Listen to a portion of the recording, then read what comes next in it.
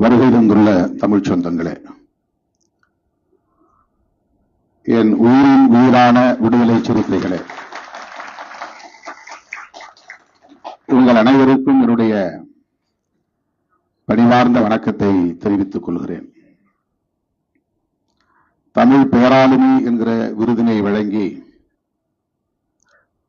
ரூபாய் 25,000 பொற்கிழியும் வழங்கி என்னை ஊக்கப்படுத்தி இருக்கிற களம் புதிது அமைப்பை சார்ந்த கவிஞர் கரிகாலன் அவர்கள் உள்ளிட்ட அனைவருக்கும் என்னுடைய மனம் கனிந்த நன்றியை முதலில் காணிக்கையாக்குகிறேன்.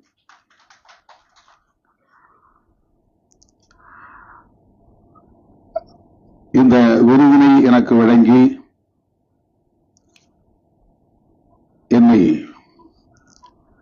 பாராட்டி புகழ்ந்து பேசினார்கள் என்பதாக நான் புரிந்து கொள்ளவில்லை. தமிழ் சமூகத்தில் இன்னும் என்னை ஏற்க தயங்குகிறவர்களுக்கு, ஒரு ஆளுமையாக ஏற்க தயங்குகிறவர்களுக்கு, ஒரு தலைவனாக ஏற்க தயங்குகிறவர்களுக்கு பாடம் எடுக்கிற ஒரு நிகழ்வாக இதை நான் பார்க்கிறேன்.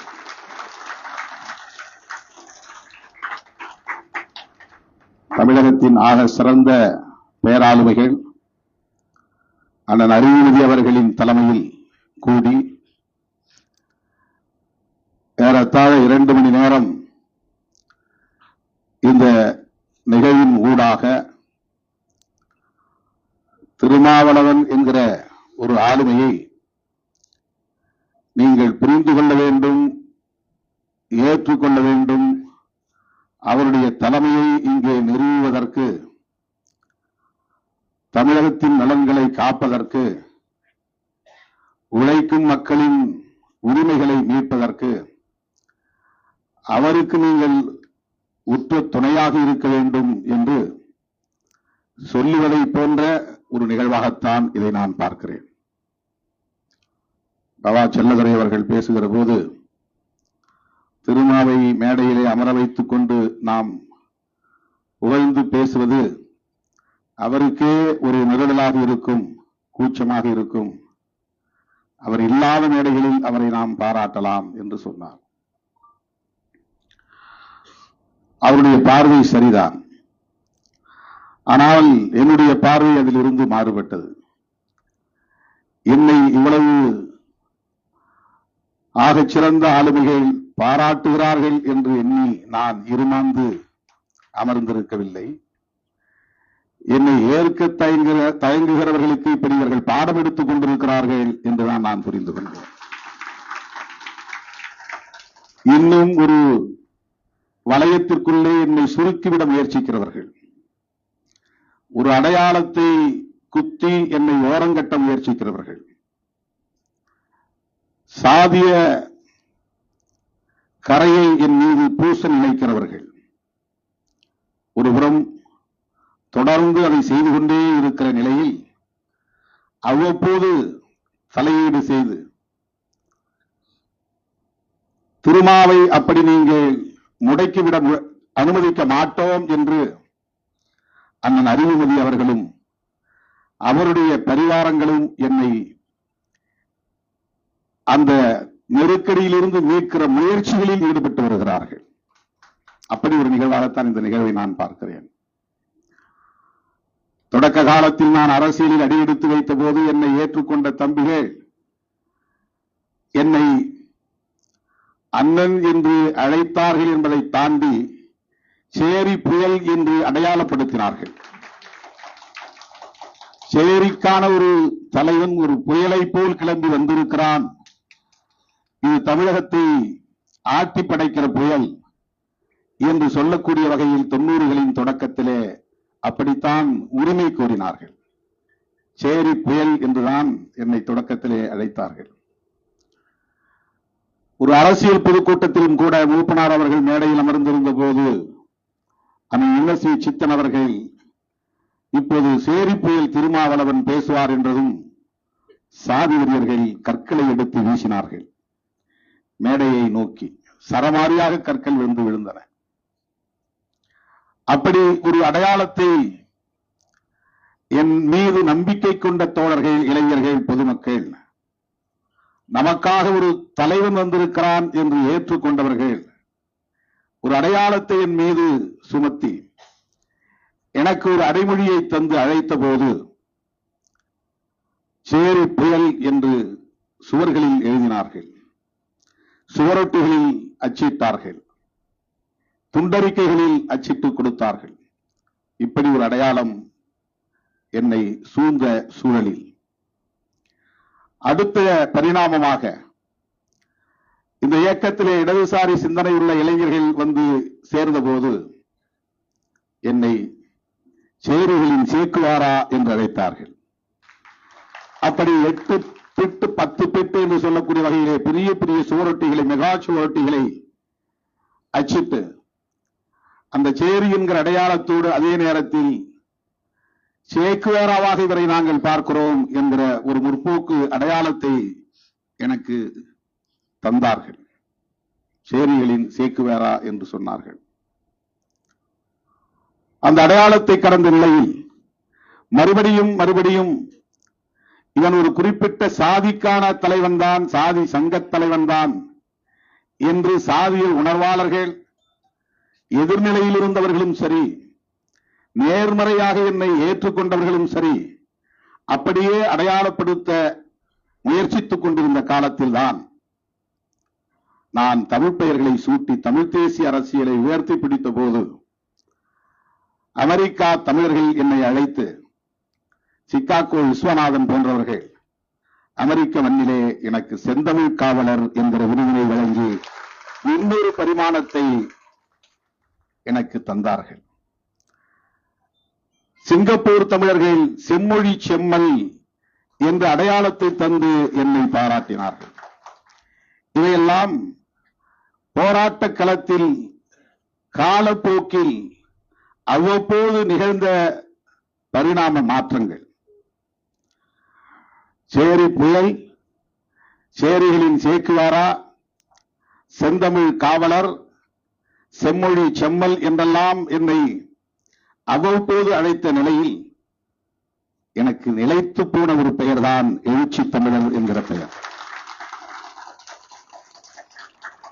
இவரை நீங்கள் சேரிக்குள் என்கிற ஒரு சிமிழுக்குள் அடைத்து விடாதீர்கள், இவர் தமிழர்களுக்காக எழுந்து கொண்டிருக்கிற ஒரு தலைவன் என்று அடையாளப்படுத்தியவர் அண்ணன் அறிவுமதி அவர்கள். அது ஒரு அடையாள அரசியலுக்குள் மூழ்கிவிடக்கூடாது, முடங்கிவிடக்கூடாது, இன்னும் விரிந்த தளத்தில் திருமாவின் தலைமை நிறுவப்பட வேண்டும் என்று உணர்ந்த ஒரு ஆளுமையின் முயற்சி. துபாய் தோழர் வந்திருக்கிறார், இசாக். துபாயிலே என்னை அழைத்து ஒரு நிகழ்ச்சியை நடத்த விரும்பினார்கள். அங்கே எனக்கு ஏதேனும் ஒரு பாராட்டு பட்டத்தை வழங்க வேண்டும் அல்லது விருதினை வழங்க வேண்டும் என்று அவர்கள் விரும்பிய போது தொலைபேசி வாயிலாக அண்ணன் அறிவுமதி அவர்களிடத்தில் தொடர்பு கொண்டு கேட்டபோது அவர் சொன்னதுதான், திருமாவுக்கு எழுச்சி தமிழர் என்று நீங்கள் ஒரு பாராட்டை தர வேண்டும், பட்டத்தை தர வேண்டும், அடைமொழியை தர வேண்டும் என்பதாகும். அது இன்றைக்கு நிலைத்து போயிருக்கிறது. இதையெல்லாம் எனக்கு பெரிய அளவிலான ஒரு அங்கீகாரத்தை தந்தது. இந்த அங்கீகாரம் எனக்குள் உறங்கி கிடக்கிற போர்க்குணத்தை சுப்பியதை தவிர தலைக்கணத்தை ஏற்படுத்தவில்லை. எனக்குள் கனந்து கொண்டிருக்கிற நெருப்பை அது மேலும் ஊதி பெருக்கியது. தோழர்களே, ஒவ்வொரு தனி மனிதனுக்குள்ளும் இந்த ஏக்கம் உண்டு. ஒருவனை பார்த்து நீ அழகாக இருக்கிறாய் என்று சொன்னால் அது அவனுக்கு தருகிற பெரிய அங்கீகாரம். உன் உடை நன்றாக இருக்கிறது என்று சொன்னால் அது அவனுக்கு தருகிற பெரிய அங்கீகாரம். உன் கையெழுத்து அழகாக இருக்கிறது என்று சொன்னால் அவனுக்கு அது கிடைக்கிற மிகப்பெரிய அங்கீகாரம். உன்னுடைய எழுத்து நன்றாக இருக்கிறது, உன் கவிதை நன்றாக இருக்கிறது, உன் பேச்சு வலிமையாக இருக்கிறது என்றெல்லாம் அவ்வப்போது உடன் இருப்பவர்களோ தொலைவில் இருப்பவர்களோ சொல்லுகிற போது அது ஊக்கத்தை தருவதாகவும் உள்ளுக்குள் உறங்கி கிடக்கிற அந்த ஆற்றலை மேலும் மேலும் பன்மடங்கு பெருகச் செய்வதாகவும் அமைகிறது. ஒவ்வொரு சொல்லும் ஒரு அங்கீகாரத்தை தருகிற போது, அந்த ஏற்பிசைவு கிடைக்கிற போது நமக்குள் உறங்கி கிடக்கிற ஆளுமை விழித்துக் கொள்கிறது. அதுதான் ஆளுமை. அந்த ஆளுமையை விழிப்புறச் செய்கிற நிகழ்வுகளாகத்தான் இது போன்ற நிகழ்வுகளை நாம் பார்க்கிறோம். மயங்கி போவதற்கோ இருமாந்து போவதற்கோ இத்தகைய நிகழ்வுகள் அமையுமேயானால் அவர்களுக்குள் எந்த நெருப்பும் இல்லை என்று பொருள், அவர்களுக்குள் எந்த ஆற்றலும் இல்லை என்று பொருள், அவர்களுக்குள் போர்க்குணம் இல்லை என்றுதான் பொருள். அல்லது ஒரு வரியில் சொல்ல போனால் ஆளுமை இல்லை என்று பொருள். ஆகவே இந்த நிகழ்வுகளை நான் இப்படித்தான் புரிந்து கொள்ளுகிறேன். இன்னும் என்னை ஒரு குறிப்பிட்ட சாதிக்கான அடையாளத்துக்குள் முடக்க பார்க்கிறார்கள். அது ஒரு சாதியவாத அரசியல். நாம் பேசுவது சாதி ஒழிப்பு அரசியல். இரண்டுக்கும் மிகப்பெரிய வேறுபாடு இருக்கிறது. நாம் ஒரு அடையாளத்தை பெற்றிருக்கிறோம் என்பது உண்மைதான். ஆனால் அந்த அடையாளத்தை சிதைக்க வேண்டும் என்று போராடுகிறோம், அதுவும் உண்மைதான். அதை புரிந்து கொள்ள வேண்டும். ஆனால் நம்முடைய கொள்கை பகைவர்கள் நம்மை அந்த அடையாளத்துக்குள்ளேயே மீண்டும் மீண்டும் நெருக்கி தள்ளுவதற்கு முயற்சிக்கிறார்கள். அவர் தன்னுடைய சாதி பெருமையை பேசுகிற போது, நீ ஏன் உன் சாதி பெருமையை பேச தயங்குகிறாய்? உனக்கான வாக்கு வங்கி உன் சாதிதானே, உன்னை தலைவனாக ஏற்றுக்கொண்டது உன் சாதிதானே, நீ அந்த சாதிக்காக போராட வந்தவன் தானே, ஆகவே நீ அதற்குள்ளேயே இரு என்று சொல்லுகிற முயற்சி சாதிய மதவாத சக்திகளின் முயற்சியாக இருக்கிறது. நாம் அந்த அடையாளங்களில் இருந்து விடுபட்டு தப்பித்துக் கொள்ள வேண்டும் என்று முயற்சிக்கவில்லை. அந்த அடையாளங்களை நாம் பிறப்பதற்கு முன்பே இருக்கிற அடையாளங்களாக பார்க்கிறோம். இந்த மண்ணுக்குள்ளே நீண்ட நெடுங்காலமாக நிலைத்து கிடக்கிற பிற்போக்கு அடையாளங்களாக நாம் பார்க்கிறோம். மானுடத்தை சிதைக்கிற அடையாளங்களாக பார்க்கிறோம். சமூக நல்லிணக்கத்தை சிதைக்கிற அடையாளங்களாக பார்க்கிறோம். பாட்டாளி வர்க்க ஒற்றுமையை சிதைக்கிற அடையாளங்களாக பார்க்கிறோம். ஜனநாயகத்தை சிதைக்கிற அடையாளங்களாக நாம் பார்க்கிறோம்.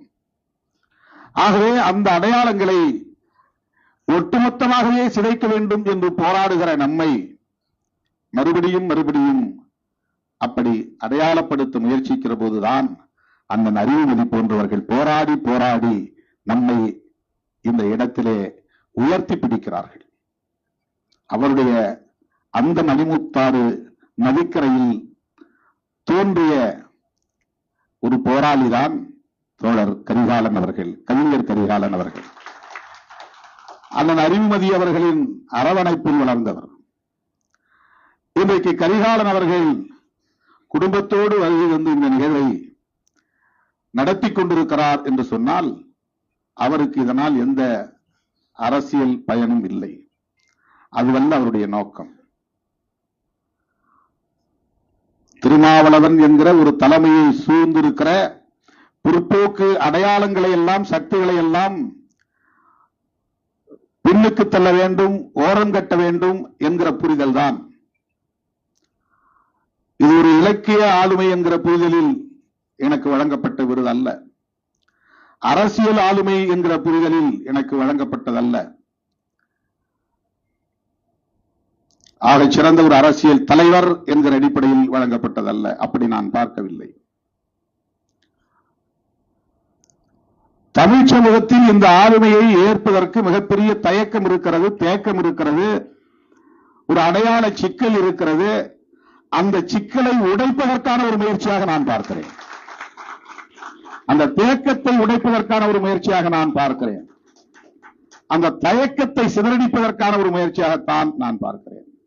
அப்படி எண்ணி நான் பெருமைப்படுகிறேன். இன்னொன்றையும் நான் சொல்ல வேண்டுமானால், கவிஞர் சுகதராணி ஒரு கோணத்திலே என் கவிதைகளை நான் அப்போது மாணவ பருவத்திலே எழுதிய கவிதைகளை இங்கே அண்ணன் அறிவுமதி அவர்கள் சொன்னதைப் போல குறிப்புகள் இல்லாமலேயே அவர் இங்கே பேசியதை நாம் பார்த்தோம். சில கவிதைகள் நான் பாடலுக்காக எழுதியது, கட்சி பாடலுக்காக. சில தமிழ் மண்ணிலே அவ்வப்போது தலைவர்களை பற்றி நான் எழுதியது. சொல்லப்போனால் நான் கல்லூரி காலத்தில் அப்போது எனக்கு அண்ணன் அறிவுமதி அவர்கள் அறிமுகமாகவில்லை, எனக்கு அந்த வாய்ப்பு கிடைக்கவில்லை.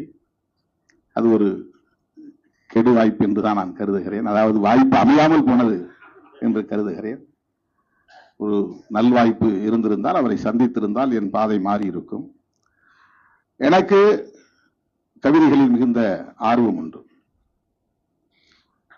மீரா கவிதைகளை படித்திருக்கிறேன், அப்துல் ரஹ்மான் கவிதைகளை படித்திருக்கிறேன். மேடைகளில் மாணவர்களோடு பேசுகிற போது மேற்கோள் காட்டியெல்லாம் பேசியிருக்கிறேன்.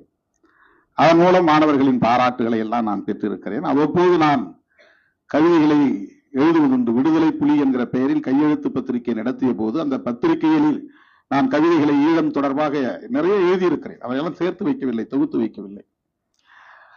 என்னுடைய வயதுக்கு மீறிய உறவு தான் எனக்கு அப்போது இருந்தது. என்னுடைய வயதுக்கு மீறிய உறவு என்றால், நான் கவிஞர் காசி ஆனந்தன் அவர்களை போய் சந்திப்பேன், நானாக தேடி போய் பார்ப்பேன். கவிஞர் சுரதா அவர்களை போய் நான் தேடி பார்த்திருக்கிறேன். கவிஞர்களோடு சேர்ந்து ஒரு முறை கலைஞரை போய் பார்த்திருக்கிறேன். அந்த கவிஞர் வட்டாரத்தின் சார்பிலே அவர்களோடு நான் பல நிகழ்ச்சிகளில் கலந்து கொண்டிருந்த போது அவரை சந்திக்க சென்றார்கள், என்னையும் அழைத்துக் கொண்டு போனார்கள். இதெல்லாம் 79, 80 அந்த காலகட்டம், 80களின் தொடக்கத்திலே, 40 ஆண்டுகளுக்கு முன்னால். எந்த நேரமும் ஏதேனும் ஒரு கவிதை புத்தகம் என் கையில இருக்கும், ஏதேனும் ஒரு கவிதை புத்தகம். அப்படி கவிதைகளை வாசிப்பதில் எனக்கு ஒரு பெரிய ஆர்வம் உண்டு. எனக்கு தெரிந்த நடையில் மரபு கவிதைகளாக எழுதுவேன். எனக்கு இந்த புது கவிதை இன்னும் பிடிபடவில்லை. அந்த வடிவத்துக்குள், அந்த படிமத்துக்குள் என்னால் இன்னும் என்னை பொருத்த முடியவில்லை. எழுதி மோனை கொண்டு எழுதுவது உண்டு. ஒரு முறை நான் காசி ஆனந்தன் ஐயா அவர்களை போய் சந்தித்த போது அவர் எங்கிருந்தோ வந்த ஒரு மடலை படித்து கண்ணீர் விட்டு அழுது கொண்டிருந்தார். அது நான் 3வது முறையாக அவரை சந்திக்க போகிறேன். ஐயம்பெருமாள் கோவில் தெரு என்று ராயப்பேட்டையில் இருக்கிறது. அங்குதான் அவருடைய வீடு அப்போது இருந்தது. நான் மாணவனாக இருந்தபோது இப்படித்தான் தேடி அலைவதுண்டு. பெரியார் திடலுக்கு போவேன், கவியரங்குகள் எங்கே நடந்தாலும் போய் உட்கார்ந்து கேட்பேன். நானாகவே அந்த உறவை ஏற்படுத்திக் கொண்டேன். அந்த அடிப்படையில் தான் கண்ணதாசன் இலக்கிய பேரவை என்ற ஒரு அமைப்பு எம்.சி. ராஜா மாணவர் விடுதியிலே உருவானது. அந்த அமைப்பை உருவாக்கிய ஒரு பார்வையை இழந்த தோழர் என்னை கட்டாயப்படுத்தி அந்த அமைப்புக்கு செயலாளராக, பொதுச் செயலாளராக நியமித்தார். அதன் மூலம் நான் உடனே ஒரு மாநாடெல்லாம் போட்டேன். ஈழத் தமிழர்களுக்கு ஆதரவாக மாணவர்கள் மாநாடு 1984 பிப்ரவரி 4ஆம் தேதி பெரியார் திடலில் அந்த மாநாட்டை நான் நடத்தினேன். அப்படித்தான் அந்த உறவு. அப்ப காசி ஆனந்தன் ஐயா அவரிடத்திலே ஒரு அந்த விடுதலை புலி இதழை கொண்டு போய் நான் காட்டினேன். கையாலே எழுதும் இரவெல்லாம் இப்படி கண் வீழ்ச்சி எழுதி எனக்கு வந்து மஞ்சக்கா மாலை வந்துருச்சு. தம்பி பாலாஜி அவருடைய தந்தை, எனது அண்ணன் MS மணி அவர்கள் தான் என் கண்ணை பார்த்துட்டு, என்னப்பா கண்ணுல மஞ்சக்கா மாலை மாதிரி இருக்குன்னு சொல்லி கண்டுபிடிச்சு என்னை கொண்டு போய் ஒரு நாட்டு வைத்தியர் இடத்துல மருந்து வாங்கி கொடுத்தார். அதுக்கப்புறம் அந்த கண் சரியா, மஞ்சக்கா மாலை சரியாச்சு. கண்ணு முடிக்காத இரவெல்லாம் உட்கார்ந்து எழுதுவேன், நான் படம் ஒட்டுவேன். அந்த பத்திரிகையை தயார் பண்ணி கொண்டு போய் CIT காலில் இருக்கிற நூலகத்திலும், தாடண்டர் நகர் இருக்கிற நூலகத்திலும் போடுவேன். இப்படி ஒரு ஆர்வம் எனக்கு. அது நிறைய கவிதைகள் நான் எழுதுவேன். கவிதைகள் நிறைய, ஈழத்தமிழர்களை பற்றி நிறைய கவிதைகள். அதெல்லாம் ஒண்ணு கூட நான் தொகுத்து வைக்கல. அதுல ஒரு கவிதையை அவர் படிச்சுட்டு அவர் எழுதிச்சு உட்கார்ந்து என் தோலை தட்டி கொடுத்து, தொடர்ந்து எழுது தம்பின்னு சொன்னார். தொடர்ந்து எழுதுங்க, நல்ல வீழ்ச்சி வருகிறது, உங்களுக்கு எழுத்து நடை நல்லா வருது, நல்ல சொற்கள் கையாளுறீங்க அப்படின்னு சொல்லி பாராட்டி இருக்கிறார். அது அவருக்கு மறந்து போயிருக்கும். அதுக்கப்புறம் நான் ஒரு நிகழ்ச்சியில் அவருக்கு சொன்னேன். நெல்லை கணபதியின் ஒரு கவிஞர், அவர்தான் என்ன அப்பப்போ ஊக்கப்படுத்தக்கூடியவராக இருந்தார். இதெல்லாம் நான் 82, 85 அந்த காலகட்டத்தில் சொல்றேன். அப்போ கவிதை எழுதுவதில், கவிதை படிப்பதில் எனக்கு பெரிய ஆர்வம் உண்டு. அதுல ஒரு தம்பி பாட்டு பத்தி அவங்க படிச்சாங்க. அந்த தம்பி பாட்டு வந்து, நான் இந்த வீதிகளில் திரியும் குழந்தைகளை ஒருங்கே திரட்டி ஒரு இடத்துல உட்கார்ந்து அவங்களுக்கு பாடம் சொல்லி கொடுக்குற ஒரு வேலை ஒரு 3 மாசம் செஞ்சேன். ஒரு NGOல நான் ஃபார்மல் எஜுகேஷன் அப்படின்னு சொல்லிட்டு சாப்பாட்டுக்காக மாசம் 300 ரூபாய் கொடுத்தாங்க. நான் எம்ஏ முடிச்சுட்டு பிஎல் சேரும்போது இடையில கோடை விடுமுறையில 1.5 மாசம் லீவு. நான் லாவுக்கு அப்ளை பண்ணிட்டு எனக்கு கார்டு வரும்னு காத்துக்கிட்டு இருக்கிறேன். அப்பதான் வேலை செஞ்ச ஒரு 2 மாசம். அப்ப நான் எழுதின கவிதை அது. இந்த ஸ்ட்ரீட் சில்ட்ரனுக்காக எழுதிய கவிதை அது, அந்த பிள்ளைகளுக்காக. அது அந்த கவிதைகளை தொகுத்து வச்சிருக்கிறாங்க. அப்படி கவிதையில் எனக்கு ஒரு பெரிய ஈடுபாடு உண்டு. ஆனா இப்ப விட்டுட்டேன். பாபா செல்லத்துறை அவர்கள் பயப்பட வேண்டியதில்லை. அந்த நரிபதி அவர்கள் ஆவேசப்பட்டார். அப்ப பாபா செல்லத்துறை அவர்கள் சொன்னார், நான் அந்த அர்த்தத்துல சொல்லல, நீங்க அதை தாண்டி வெளியே போயிட்டீங்க, ரொம்ப தூரம் போயிட்டீங்க அப்படின்னு. அதை நான் ஏற்றுக்கொள்கிறேன். அதை தாண்டி என்று சொன்னால் மக்களை திரட்டுவது, அமைப்பாக்குவது என்பது மிகப்பெரிய பணி, சாதாரணமான பணி அல்ல. ஒரு எழுத்தாளனாக நாம் எவ்வளவு நேரத்தை எடுத்துக்கொண்டு படிக்கவும், சிந்திக்கவும், படைக்கவும் இயலும். ஆனால் மக்களை சந்தித்து மக்களிடம் கற்றுக்கொள்வதும், மக்களுக்கு நாம் கற்றுக் கொடுப்பதும், கற்றலும் கற்பித்தலும் சாதாரணமான பணியே அல்ல. எல்லாரும் அரசியல்னாலே ரொம்ப வெறுப்பா பாக்குறாங்க. ஒரு அரசியல் கட்சியை உருவாக்கி அந்த அரசியல் கட்சியை நீர்த்து போகாமல் பல 10 ஆண்டுகள் வெற்றிகரமாக வழிநடத்துவது என்பது அவ்வளவு இலகுவான ஒன்று அல்ல. அவ்வளவு இலகுவான ஒன்று அல்ல.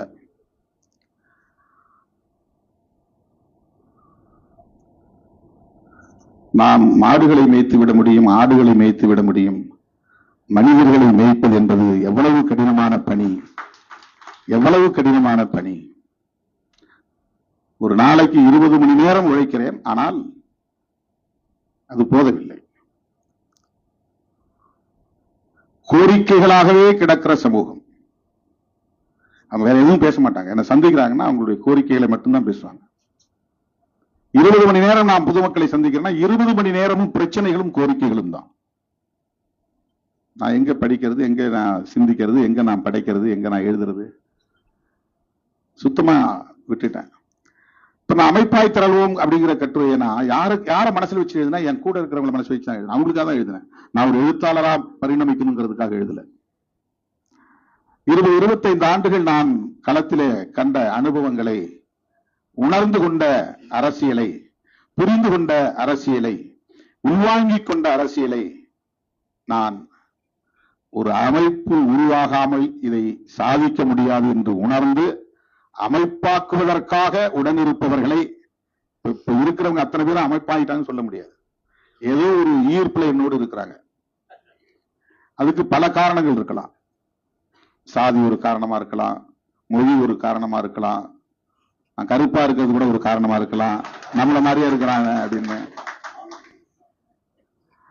இப்படி ஆளுமையை புரிந்து கொண்டவர்கள் ஒரு பல காரணங்கள் இருக்கு, மல்டி டைமென்ஷன்ஸ், பல காரணங்கள் இருக்கு. ஆனால் ஒரே சிந்தனை வயப்பட்டு, ஒரே நோக்கத்தை இலக்காக கொண்டு, ஒரே வேகத்தில் இயங்குகிற ஆற்றல் பெற்றவர்களாக எவ்வளவு பேரை நாம் உருவாக்கி இருக்கிறோம். அதுதான் ரொம்ப முக்கியமானது. ஒருமித்த கருத்து, ஒருமித்த சிந்தனை, ஒருமித்த பார்வை, ஒருமித்த வேகம், ஒரே களம், இதற்கு தயார்படுத்துகிற, அணிப்படுத்துகிற அந்த முயற்சி இருக்கிறதே, அதுதான் அமைப்பாக்கும் பணி. வெளில என்ன நினைக்கிறாங்கன்னா, ஏதோ ஒரு சாதி சங்கம் நடத்துறாங்க, திருமாவளவன் இந்த சாதி, அதனால அந்த சமூகம் அவர் பின்னால் அப்படி திரள்றாங்க, கும்பலா போறாங்க. இந்த சாதியை சொல்றாங்க எல்லாரும் அப்படி ஒரு அமைப்பு நடத்த முடியுதா? சாதி பெயரை சொல்லக்கூடிய எல்லாராலையும் அப்படி ஒரு 25 வருஷம் 30 வருஷம் தேர்தல் களத்துல தாக்கு பிடிச்சு நிக்க முடியுதா? தவிர்க்க முடியாத ஒரு அரசியல் சக்தியாக பரிணமிக்க முடிகிறதா?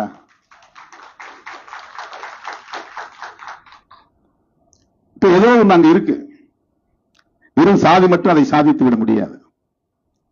இப்ப இந்த 35 ஆண்டு கால பொது வாழ்க்கையிலே, 25 ஆண்டு காலம் தேர்தல் அரசியலிலே எவ்வளவு அவமானங்களையும், அவமதிப்புகளையும், காயங்களையும், வலிகளையும் சகித்துக் கொண்டு தாக்கு பிடித்து, இயக்கம் சிதறி போகாமல், நீர்த்து போகாமல் வழிநடத்தி ஒரு மாநில கட்சியாக அங்கீகாரம் பெற்றிருக்கிறோம் என்று சொன்னால், இதற்கு பின்னால் இருக்கிற இந்த வரலாறு என்பது அவ்வளவு இலகுவானதல்ல. ஆகவே நான் கவிதை எழுதுவதை விட, கட்டுரைகள் எழுதுவதை விட, பாடல்கள் எழுதுவதை விட மக்களோடு இருப்பதே அதிக நேரம் என்று தவிர்க்க முடியாத ஒரு தேவையை உணர்ந்து அதிலே என்னை முழுமையாக ஒப்படைத்துக் கொண்டிருக்கிறேன். பல பேர் கேட்பாங்க, ஏன் முன்ன மாதிரி எழுதுறது இல்லைன்னு. உள்ளபடியே அது கவலையா தான் இருக்கு, நெருடலா இருக்கு. அண்ணன் கூட சொல்லுவார், அப்பப்ப எழுதுங்க அறிவுமதி அண்ணன்.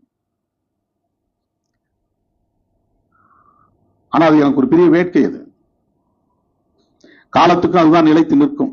இன்னைக்கு பெரியாரை நாம் கொண்டாடுறோம்னா காரணம் அவருடைய பணிகள் அனைத்தும் பதிவாக்கப்பட்டிருக்கின்றன, எல்லாம் எழுத்துக்களாக இருக்கின்றன. புரட்சியாளர் அம்பேத்கரை இருட்டடிப்பு செய்ய எவ்வளவோ முயற்சிகள் செய்தும் அவரை எவராலும் ஓரங்கட்ட முடியாது என்ற நிலையை அவர் எட்டியிருக்கிறார் என்று சொன்னால் அவருடைய எழுத்துக்கள் தான் மிக முக்கியமானது.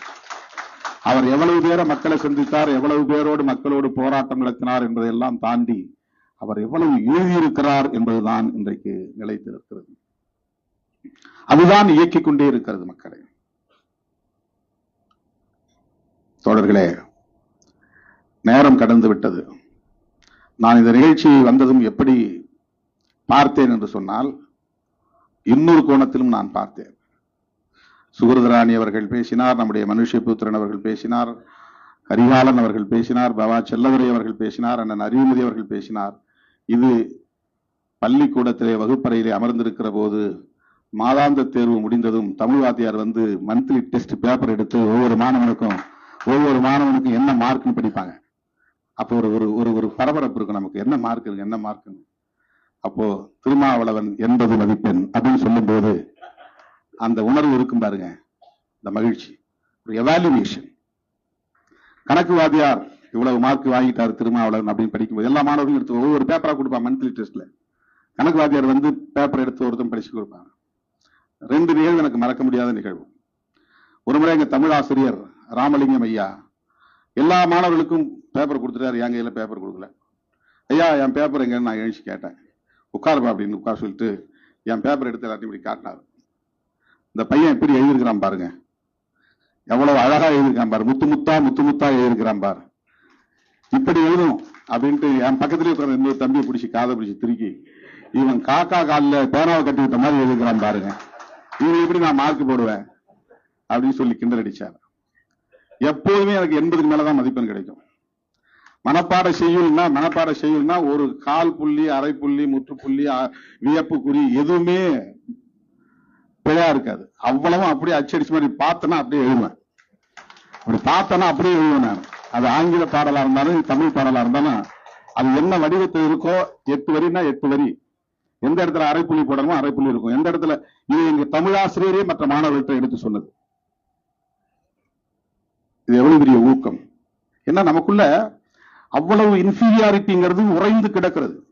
நான் பிறந்த இடம், நான் வாழ்ந்த குடும்பம், என்னை சுற்றி இருக்கிற சமூக சூழல், என்னை பீடித்திருந்த வறுமை, தலையில எண்ணெய் இருக்காது, போட்டுக்கு நல்ல துணி இருக்காது, கிழிந்து போன கால் சட்டை, கிழிந்து போன சட்டை, பொத்தான் இல்லாத சட்டை, தேங்காய் எண்ணெய் தடவுறதுக்கே பெரிய போராட்டமா இருக்கும். தேங்காய் எண்ணெய் கையில கிடைச்சாலே பெரிய விஷயம்.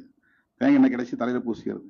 வருஷத்துல 1 நாள் 2 நாள் தான் நெல்லு சோறு, மற்ற நாளெல்லாம் வரவு சோறு, இல்லைன்னா கம்பு, இல்லைன்னா சோளம். அப்படிப்பட்ட ஒரு சமூக சூழலில் பிறந்து வளர்ந்து வரும்போது நகரத்தை பார்த்தா புதுசா இருக்கு, பசங்களை பார்த்தா புதுசா இருக்கிறான், அவன் நல்லா அயன் பண்ண சட்டை போட்டுக்கிறான், உடம்புல பவுடர் அடிச்சுட்டு வரான், நல்ல வாசனை தடவிய எண்ணெய் தலையில் தடவி இருக்கிற எண்ணெயை மணக்கும், அப்படியே எண்ணெய் மறிக்கொழுந்து போட்ட எண்ணெய் தடவிட்டு வருவான். இதெல்லாம் நமக்கு எல்லாமே புதுசு. காஞ்ச தலை, கிழிஞ்ச சட்டை, ஒருவேளைக்கு சாப்பாடு, செருப்பு இல்லாத கால். அந்த இன்ஃபீரியாரிட்டிக்குள்ள எங்க பள்ளிக்கூடத்துல வாதியர் வந்து எங்க அக்கம்பாடி பெரியசாமி சொல்லுவாரு, உங்க பையன் கெட்டிக்காரன், நல்லா அருமையா படிக்கிறான், சொன்னதை உள்வாங்கிக்கிறான் சொல்லும் போது உள்ளுக்குள்ள ஏதோ ஒரு சிலிர்ப்பு இருக்கும், அப்படி உடம்புக்குள்ள. உள்ளுக்குள்ள ஒரு நம்பிக்கை அப்படியே அது பூக்கிறது தெரியும். இந்த நம்பிக்கை உள்ளுக்குள்ள பூக்குறது பாருங்க, அதுதான் இந்த ஆற்றலை இவ்வளவு தூரம் கொண்டு வந்தது. ஒரு தடவை அவர் வந்து படிக்க சொல்லிட்டு போயிட்டார். 6, 7, 8 3 பேரும் ஒரே கிளாஸ், ஒரு வாத்தியார். நான் சும்மா உட்காந்து அரட்டடிச்சுட்டு உட்காந்து பேசி இருந்தோம். வந்த உடனே பலார்னு பின்னால் அடிச்சாரு. நான் என்ன சொல்லிட்டு போனேன், என்னடா பண்ணிட்டு உட்காந்துருக்கேன், என் கையில ஒரு துண்டு ஷீட் இருந்துச்சு, தப்புன்னு புடுங்கினார். புடுங்கிட்டு இப்படி பார்த்துட்டு அவர் முகம் மாறிச்சு. இது ஏது உனக்குன்னாரு. எங்க வீட்டுல இருந்துச்சு. யார் கொடுத்தது? எங்க அப்பா ஊருக்கு போயிட்டு வந்தப்ப பக்கத்து ஒரு ஆவினகுடிக்கு போயிருந்தாரு, அதை எடுத்துட்டு வந்திருந்தாரு. இதே நீங்க எடுத்துட்டு வந்த, சும்மா பாக்கெட்ல வச்சிருந்தேன்னு சொன்னேன். அப்ப அதுல என்ன இருந்துச்சுன்னு சொன்னா, இதுல என்ன எழுதிருக்கு சொல்லுன்னாரு. கடவுளை மற மனிதனை நினை அப்படின்னு எழுதி. அதை நான் சொன்னேன், அது ஒரு திராவிடர் கழகம் போட்ட துண்டறிக்கை. அது எங்க அப்பா கையில கிடைச்சி அவர் வீட்டுல கொண்டாந்து வச்சிருந்தாரு. அதை நான் என் பாக்கெட்ல வச்சுட்டு போய் கிளாஸ்ல வச்சு சொல்லிட்டு இருந்தேன். அதுல இருந்து அவருக்கு எனக்கு பிடிச்சு போச்சு. அவர் ஜோசியம் பாக்குறவரு, ஆனா பகுத்தறிவாளர். கைரேகை பாக்குறவரு, ஆனா பகுத்தறிவாளர். நான் ஒரு நாள் கேட்டேன், சார் நீங்க ஜோசியம் பொய்ங்கிறீங்க, அப்புறம் உங்களுக்கு ஜோசியம் சொல்றீங்க அப்படின்னு. அது வருமானத்துக்காக சொல்றேன், அது உண்மை இல்லை, நம்பாத. அவன் நம்புறான், அவனுக்காக நான் சொல்றேன். அவர் சொன்னது. அவர் தான் என்ன ஒவ்வொரு கட்டத்திலையும் ஊக்கப்படுத்துறாரு. அந்த ஏன்னா எல்லா பிள்ளைகளும் வசதியான குடும்பத்திலிருந்து வர பிள்ளைங்க, எல்லாத்தையும் புத்தகம், என்ற புத்தகம் இருக்காது, தமிழ் புத்தகம் இருக்காது, ஆங்கில புத்தகம் இருக்காது, ஒண்ணுமே இருக்காது, ஒரு சப்ஜெக்டே இருக்காது, சும்மா தான் போவேன். அவர் சண்டை போட்டு ஒவ்வொருத்தையும் சொல்லி அவங்க இந்த புத்தகத்தை கொடுன்னு சொல்லுவார். அது அவர் கொடுத்த விருது. அந்த பள்ளிக்கூடத்தில் 6ஆம் வகுப்பு 7ஆம் வகுப்புல அவர் கொடுத்த விருது. அப்புறம் ஒரு நிகழ்ச்சி நடத்தினாங்க திடீர்னு. அதெல்லாம் இப்ப நான் பாக்குறோம். மாதிரி சட்டமன்றம் அப்ப சொல்லல. இன்னைக்கு ஒரு நிகழ்ச்சி. என்ன நிகழ்ச்சி? முதலமைச்சர், சபாநாயகர், அமைச்சர்கள் எல்லாம் சட்டசபை கூடுற மாதிரி ஒரு நிகழ்ச்சி. அன்னைக்கு போன உடனே எனக்கு ரொம்ப சர்ப்ரைசிங், பெரிய ஆச்சரியம் என்னன்னா, நான் தான் முதலமைச்சர். இது எப்ப நடந்தது? நான் 7வது படிக்கும் போது 8வது படிக்கும் போது. அவர் பெரியசாமி ஆசிரியர் இப்ப இல்ல. எனக்கு தெரிஞ்ச தம்பி ஒருத்தர், அவர் சபாநாயகர். ஒரு பெண், 2 பெண்கள், ஒரு பெண்ணு விவசாயத்துறை அமைச்சர், இன்னொருத்தர் ஹெல்த்துக்கு சுகாதாரத்துறை அமைச்சர் அப்படின்னு ஒரு 5-6 பேர் அமைச்சர் போட்டு ஒரு மாதிரி சட்டமன்றத்தை நடத்தினாங்க. இப்ப அன்னைக்கு ஏதோ நமக்கு புரியல, ஆனா அது எவ்வளவு பெரிய தாக்கத்தை உள்ளுக்குள்ள ஏற்படுத்தி இருக்கு. ஒரு முதலமைச்சரா உட்கார்ந்து அவங்க கேட்கிற கேள்விக்கெல்லாம் பதில் சொல்ற மாதிரி நிகழ்ச்சி, சபாநாயகர் போய் அழைச்சிட்டு வர நிகழ்ச்சி. இது அன்றைக்கு அவர் தந்த இன்னொரு விருது. இப்படித்தான் தோழர்களே, வகுப்பறையில ஆங்கில வாத்தியார் கொடுக்கிற மதிப்பெண், கணக்கு வாத்தியார் கொடுக்கிற மதிப்பெண், அறிவியல் வாத்தியார் கொடுக்கிற மதிப்பெண் போலதான் பவா செல்லதுரை அவர்கள் ஒரு கோணத்திலே ஒரு எவாலுவேஷன். திருமான்னா இப்படிதான். எனக்கு அவர் என்ன நினைச்சிட்டு இருக்காரு எனக்கு தெரியாது இல்லையா? என்னை பத்தி என்ன அவர் மதிப்பீடு செய்து வைத்திருக்கிறார் எனக்கு தெரியாது. ஆனால் அறிவுமதி அவர்கள் என்ன மதிப்பீடு செய்திருக்கிறார் அப்படிங்கறத எழுச்சி தமிழர் அவரை அடையாளப்படுத்திய போதே நாம் புரிஞ்சுக்கிட்டோம். எவ்வளவோ நெருக்கடிகள் வந்துச்சு, சாதி அடிப்படையிலான பிரச்சனைகள் வந்துச்சு, முரண்பாடுகள் வந்துச்சு. அந்த நிலையிலும் திருமா பக்கமே நின்றவர் தான் அண்ணன் அறிவுமதி அவர்கள். அவர் பெரியாரின் பிள்ளை என்கிற அந்த நிலையை உறுதிப்படுத்தியவர். யார் என்ன சொன்னாலும் சொல்லட்டும், நாங்க திருமா பக்கம் தான் நிற்போம். அண்ணன் எடுத்துக்கின்ற முயற்சி தான் நாங்கெல்லாம் தமிழ் பாதுகாப்பு இயக்கத்துல மருத்துவரோடு சேர்ந்து நாங்க பயணித்தோம். அது ஒரு தேர்தல் வந்ததும் சிதறி போச்சு. அப்படி சிதறி போன நேரத்தில் பல தமிழறிஞர்கள் என் மேல சில விமர்சனங்களை வச்சுட்டு வெளியே போயிட்டாங்க. ஆனா அந்த நேரத்திலும் அண்ணன் அறிவுமதி அவர்கள் தமிழ் மண்ணுக்கான ஒரு ஆளுமை திருமா, அவரை நாம் கைவிட்டு விடக் கூடாது என்கிற அந்த புரிதலை வெளிப்படுத்தியவர். இப்படிதான் இவர்தான் நம்ம ஏற்றுக்கொள்ள வேண்டும். இதெல்லாம் 20 வருடங்களுக்கு முன்னால் நடந்தது, 15 வருடங்களுக்கு 20 வருடங்களுக்கு முன்னால். இப்ப நிகழ்ந்தவை அல்ல. எனது அருமை தோழர்களே, தோழர் கரிகாலன் அவர்களுக்கு நான் எனது நெஞ்சார்ந்த நன்றியை தெரிவித்துக் கொள்கிறேன். இது எனக்கு நீங்கள் தந்திருக்கிற ஒரு ஏற்பு செய்வு, எனக்கு தந்திருக்கிற ஒரு ஊக்கம், என்னை ஏற்க மறுக்கிறவர்களுக்கு நீங்கள் நடத்தி இருக்கிற ஒரு வகுப்பு. எனது மனமார்ந்த நெஞ்சார்ந்த நன்றியை மீண்டும் ஒரு முறை காணிக்கையாக்கி நிறைவு செய்கிறேன். நன்றி, வணக்கம். தலைவரோடு நான் சிலருக்கு நன்றி சொல்ல கடமைப்பட்டிருக்கிறேன். இந்த இயக்கத்தை, என் தலைவரை இவ்வளவு வெளிச்சப்படுத்தியதில் இந்த விருதுகள் மட்டுமல்ல, நீள நீளமான சுவர்களில் தங்கள் கை வலிக்க வலிக்க வண்ணங்களில் என் தலைவன் பெயரை எழுதினார்களே, அந்த ஓவியர்களுக்கு இங்கே நீங்கள் நன்றி சொல்ல கடமைப்பட்டிருக்கிறோம். அகலாகலமான சுவரொட்டிகளை அடித்து அதில் பசை தடவிய அந்த உணர்வாளர்களுக்கு நாம் நன்றி சொல்ல கடமைப்பட்டிருக்கிறோம். நன்றி, வணக்கம்.